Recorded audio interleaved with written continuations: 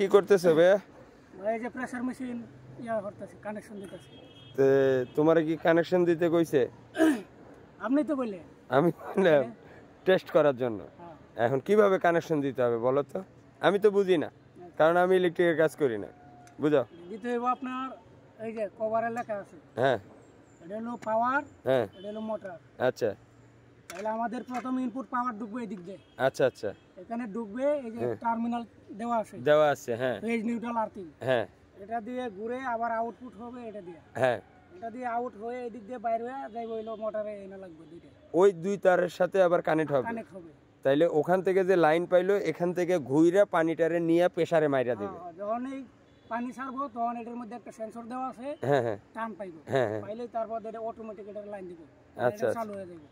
হ্যাঁ। চালু হয়ে যাওয়ার পরে এদিক দিয়ে হাওয়া টান দিয়ে হাওয়ায় প্রেসারে পানি একবারে মারবো। মাশাআল্লাহ মাশাআল্লাহ, তোর মাথায় এত কিছু তুই এখন লুকায় রাখছিস কি লেগা?